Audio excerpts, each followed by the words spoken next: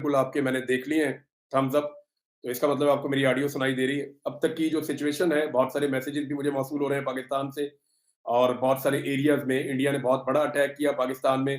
3-4 बड़ी air bases को निशाना बनाया गया, नूर खान एयर बेस पे अटैक किया गया। पाकिस्तान में साथ ही साथ जो है वो चकलाला एयर बेस के ऊपर अटैक किया गया। दीगर कई और जगहों पे भी एक अटैक किया गया पाकिस्तान में। शोरकोट पे भी हमला किया गया एयर बेस पे और ये जो नूर खान एयर बेस है, ये अडयाला जेल से ज़्यादा दूर नहीं है। जी नाज़रीन, तो सबसे पहले इंडिया ने आज जो है वो एक बड़ा हमला किया है। इससे पहले उन्होंने ड्रोन भेजकर वो गालिबन पाकिस्तान को चेक कर रहे थे और ये हमला पाकिस्तान की एयर फ़ोर्स के ऊपर इंडिया ने किया है। और उसकी जो वजह है वो ये है कि एयर फ़ोर्स से ही इंडिया को ज़्यादा प्रॉब्लम रहता है पाकिस्तान की। क्योंकि एयर फ़ोर्स ने हमेशा इंडिया को नुकसान पहुँचाया, हमेशा इंडिया को चोट दी है, चाहे वो 65 की जंग हो, चाहे उसके बाद वाली कोई जंग हो, चाहे वो 2019 हो। बल्कि अभी थोड़े दिन पहले जब इंडिया ने पहला अटैक किया, तो उसका जो पहला तगड़ा जवाब पाकिस्तान ने दिया था, तो वो पाकिस्तानी एयर फ़ोर्स ने दिया था। और अब नाज़रीन सिचुएशन ये है कि पाकिस्तान की एयर फ़ोर्स के ऊपर या एयर बेसिस के ऊपर इंडिया ने अटैक किया है और ये वो एयर बेसिस हैं जो इस्लामाबाद को, कैपिटल को और आस-पास के इलाकों को जो है वो महफूज़ रखती हैं। इमरान खान साहब अडयाला जेल में महफूज़ नहीं हैं, इस बारे में ख्वाजा आसिफ ने खुद कहा कि ड्रोन है वो कहीं भी जा सकता है और उसके अलावा बाकी भी जो है वो हुकूमत के अंदर भी खदशात हैं। बहुत सारे जो हुकूमती लोग हैं उनसे राब्ता हुआ, उन्होंने कहा जी कि बिल्कुल हमें भी इस बात का डर है और खौफ है कि अगर अडयाला जेल में कुछ हो जाता है तो पाकिस्तान के हालात जो है वो सँभालना मज़ीद मुश्किल हो जाएगा क्योंकि 80% पाकिस्तानियों का लीडर इस वक़्त जेल में है। अगर उसे कुछ होता है तो पाकिस्तान के अंदर खुदा न ख़ास्ता खाना जंगी वाली सूरत-ए-हाल लग जाएगी। अभी जो है वो हमारे पास जो इत्तलात हैं उसमें पहले इंडिया ने बहुत बड़ा हमला किया और फिर फाइनली पाकिस्तान ने इंडिया को जवाब देना शुरू कर दिया है। जो इस्लामाबाद में सिचुएशन है उस हवाले से हम बात करते हैं। उस्मान चौधरी साहब हैं, ये वहाँ पे जर्नलिस्ट हैं और रिपोर्टिंग कर रहे हैं फील्ड में। उस्मान चौधरी साहब से हम बात कर लेते हैं। उस्मान चौधरी साहब से हम जानते हैं कि इस्लामाबाद में वो कहाँ पे हैं और इस वक़्त वो क्या सिचुएशन देख रहे हैं? क्योंकि इस्लामाबाद में पहले धमाके हुए। अस्सलाम वालेकुम उस्मान। वालेकुम सलाम सर।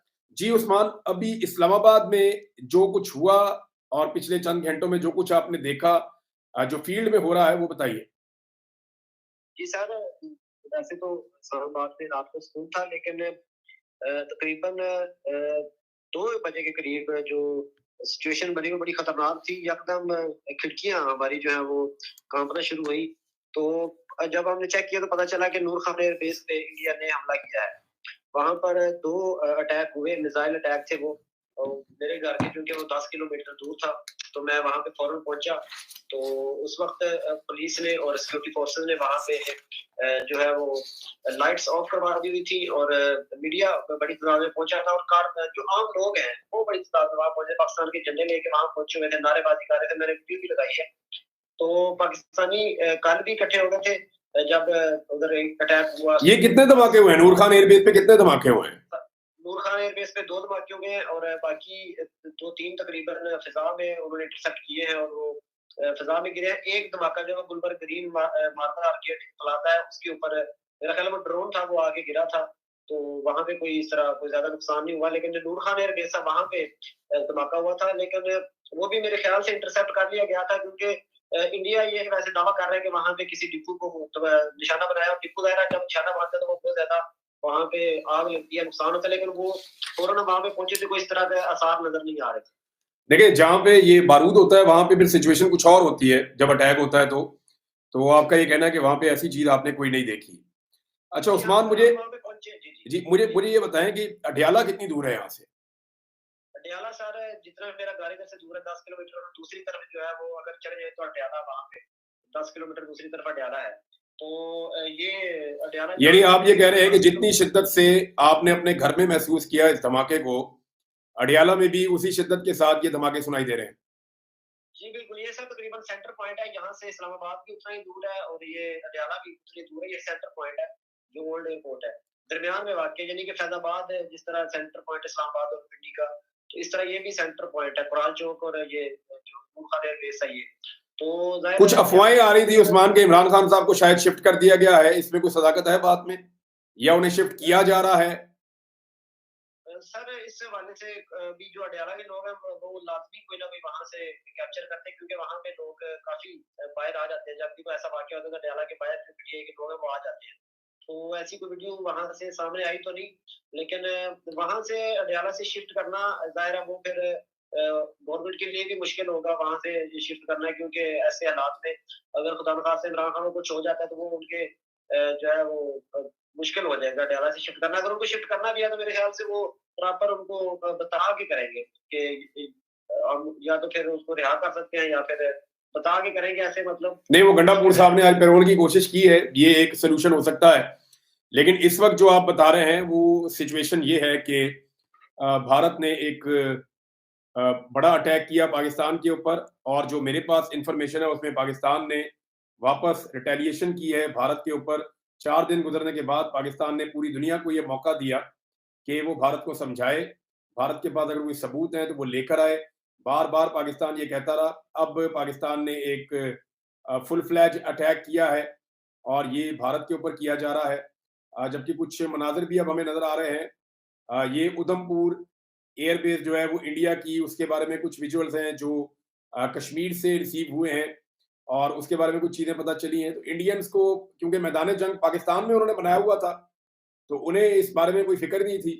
लेकिन अब पहली मर्तबा जो मैदान जंग है वो उस तरफ शिफ्ट हुआ है। एक तो मकबूजा कश्मीर में तो पाकिस्तान की लड़ाई लगी रहती है, मकबूजा कश्मीर, आज़ाद कश्मीर में इंडिया के साथ। लेकिन असल बात ये है कि जो सेटल्ड एरियाज़ हैं इंडिया के, जहाँ उनकी दर्जनों एयर बेसेस हैं, जहाँ से वो पाकिस्तान के ऊपर लगातार अटैक कर रहे हैं, अपने ड्रोन्स उड़ा रहे हैं, उन सेक्टर्स को तबाह करना बहुत ज़रूरी है और सबसे ज़्यादा ज़रूरी ये है, जिस पे इंडिया को तकलीफ होगी कि जो स्ट्रक्चर्स बनाने में उसने 10-10, 20-20 साल लगाए हैं, जो हमारे पानियों के ऊपर उन्होंने कब्ज़ा किया है, अगर वो स्ट्रक्चर्स पाकिस्तान हटा देता है अपने पानियों के रास्ते से, तो ये इंडिया के लिए एक बड़ा तकलीफ़देह चीज़ होगी और पाकिस्तान को वहाँ पे इन स्ट्रक्चर्स को हटाने के लिए कार्रवाई करनी चाहिए। ये पाकिस्तानी कौम भी चाहती है।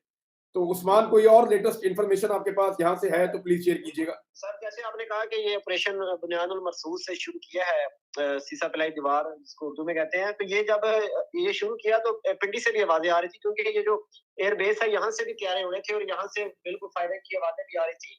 मेरे ख्याल से यहीं से अटैक किया गया है और मुख्तलिफ शहरों को जो है वो उसके निशाना बनाया गया है और बाकी शहरों से भी ज़ाहिर किया गया होगा, लेकिन यहाँ से भी बहुत ज़्यादा आवाज़ें आ रही थी धमाकों की। अब ये उधमपुर के मनाज़िर हैं, ये ज़रा मैं दिखाना चाहता हूँ, 1 सेकंड ठहरिएगा आप। ये नाज़रीन आप स्क्रीन पे देख सकते हैं।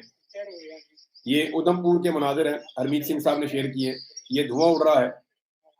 ये वहाँ मकबूजा कश्मीर में उधमपुर एयरबेस है जहाँ पे पाकिस्तान ने धमाका किया।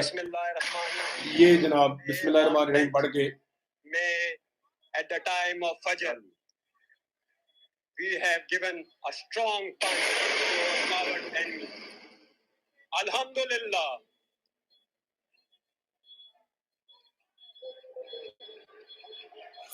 तो नाज़रीन ये पाकिस्तान की जानिब से जो है वो अल्हम्दुलिल्लाह अब जवाबी कार्रवाई शुरू हुई है। एटलीस्ट पाकिस्तानियों ने बड़ा ज़ोर लगाया, बड़ी कोशिश की। पाकिस्तान की गवर्नमेंट ने बड़ा मायूस किया। वो बहुत डिफेंसिव थे इस सारी सूरत-ए-हाल में। बार-बार उन्हें कहा गया, बार-बार उन्हें गैरत दिलाने की कोशिश की गई कि जनाब इंडिया बार-बार अटैक कर रहा है, बार-बार हमला कर रहा है और वो बार-बार आपको चैलेंज कर रहा है। जो वॉर है वो आपके मुल्क में नहीं होनी चाहिए, उसको उधर शिफ्ट करें इंडिया वाली साइड पे, ताकि उनको भी शिद्दत का एहसास हो कि जंग क्या चीज़ होती है। मैं साबिर शाकिर साहब को लाइन पे लेता हूँ, उनसे भी हम बात करते हैं। साबिर शाकिर साहब जो हैं वो थोड़ी देर पहले मेरे साथ बातचीत कर रहे थे और उनको भी हम साथ लाइन पे ले लेते हैं क्योंकि